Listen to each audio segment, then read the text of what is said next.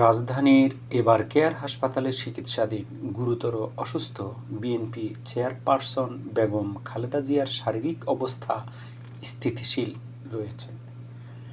দেশি বিদেশি চিকিৎসকদের যুক্ত রেখে চলছে নিবিড় পর্যবেক্ষণে তার চিকিৎসা। তাদের সঙ্গে যোগাযোগ করে মায়ের শারীরিক অবস্থার খোঁজ নিচ্ছেন ছেলে ও বিএনপির ভারপ্রাপ্ত চেয়ারম্যান তারেক রহমান। তারেক রহমানের স্ত্রী ডাক্তার জুবাইদা রহমান হাসপাতালে খালেদা জিয়ার পাশেই রয়েছেন। বিদেশে নেওয়ার প্রস্তুতিও রাখা হয়েছে। তবে বিএনপির পক্ষ থেকে জানানো হয়েছে, খালেদা জিয়ার বিদেশে চিকিৎসা নিতে যাওয়ার বিষয়টি নির্ভর করছে একান্তই তার শারীরিক অবস্থা বিবেচনায় মেডিকেল বোর্ডের সিদ্ধান্তের উপর। খালেদা জিয়ার সুস্থতা কামনায় বিএনপির নেতাকর্মী ছাড়াও দেশের সর্বস্তরের মানুষের প্রার্থনা অব্যাহত রয়েছে। তার শারীরিক অবস্থা নিয়ে গুজব না ছড়ানোর আহ্বান জানিয়েছে বিএনপি। খালেদা জিয়ার বর্তমান শারীরিক পরিস্থিতি সম্পর্কে জানতে চাইলে তার ব্যক্তিগত চিকিৎসক ডাক্তার AZM জাহিদ হোসেনের বরাতে দলের মিডিয়া সেলের সদস্য সাইরুল কবির খান বলেন, দলীয় চেয়ারপারসনের শারীরিক অবস্থা স্থিতিশীল।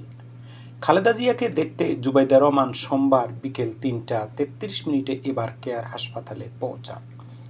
বিএনপির কেন্দ্রীয় স্বাস্থ্য বিষয়ক সম্পাদক ও চিকিৎসক রফিকুল ইসলাম বলেন, খালেদা জিয়ার চিকিৎসার অংশ হিসেবে নিয়মিত পরীক্ষা নিরীক্ষা করা হচ্ছে।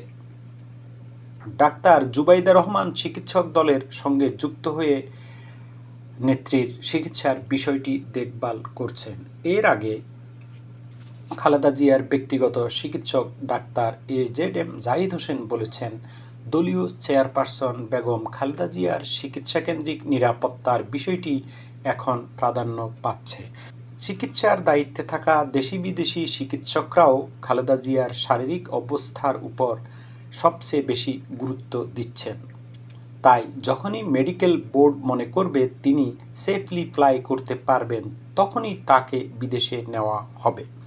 ৮০ বছর বয়সী খালেদা জিয়া দীর্ঘদিন ধরে হৃদরোগ, diabetes, arthritis, liver cirrhosis, kidney জটিলতা সহ বিভিন্ন শারীরিক জটিলতায় ভুগছেন। শ্বাসকষ্ট দেখা দিলে গত ২৩ নভেম্বর দ্রুত তাকে এবার কেয়ার হাসপাতালে নিয়ে যাওয়া হয়।